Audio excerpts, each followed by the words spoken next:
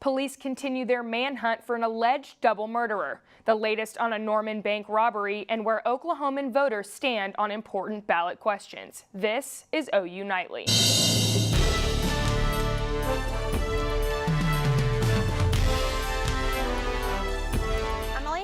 Thanks. Police sprayed Dakota Access Pipeline protesters last night with a water cannon and what appeared to be tear gas.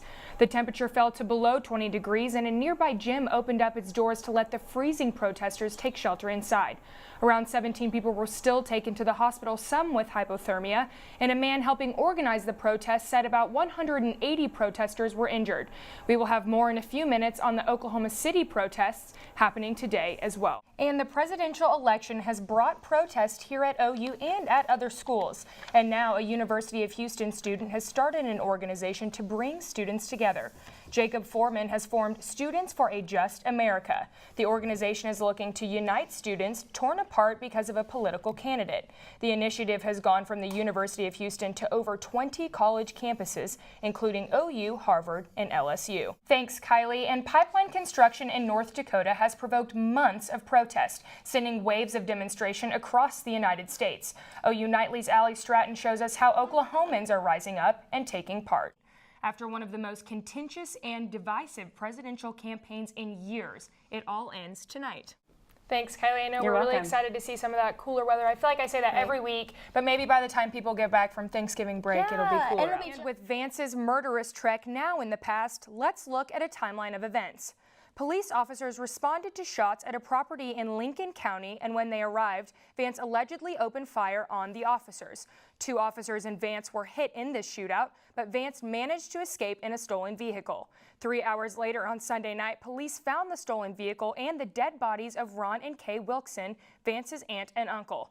On Monday, arrest warrants were officially filed, including 2 counts of first-degree murder, unauthorized use of a motor vehicle, and possession of a firearm after a felony.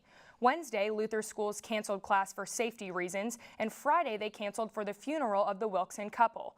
After searching Friday and Saturday, Michael Vance was found and killed in a shootout Sunday, October 30th. Another crash late last night in Norman. This one happened at the intersection of Tecumseh and Porter and involved a motorcycle and a car. Governor Mary Fallin has declared a state of emergency for Payne County following Sunday's 5.0 earthquake. The quake damaged numerous buildings in downtown Cushing. Gaddy says the majority of Oklahoma voters are likely to first see and think about the state questions on November 8th at the polls. And in North Carolina, jury selection finally begins today in the Walter Scott case. Well, Emily, glad we don't have to use those now. The rain's staying away. It's been nice so far today. And it's actually cooled down a little bit. Yeah, it is. Kaylee, what are we looking at for the rest of the week? For all of us Harry Potter lovers, Google technology is bringing us the ability to cast spells using Android phones. 3 new spells, Lumos, Nox, and Silencio, are available to turn your phone's flashlight on and off and turn the ringer from loud to off. Google announced the spells this morning, but the new game, Fantastic Beasts and Where to Find Them, won't be ready until late November. Thanks, Kaylee. And many Oklahomans live in the suburbs to have land, but wildlife can get in the way. Courtney Kirby investigates Oklahoma deer vehicle collisions. Here's a breakdown. Within 6 miles, all disposal wells are ordered to shut down. Between 6 and 10 miles, all wells must reduce last month's disposal volumes by 25%. And between 10 and 15 miles, wells must not exceed the volumes disposed in the past month. Thanks, Claire. And James the Trash Man makes his Plano, Texas trash rotations every Monday, and at 2 p.m. is joined by his 2-year-old friend, Lance.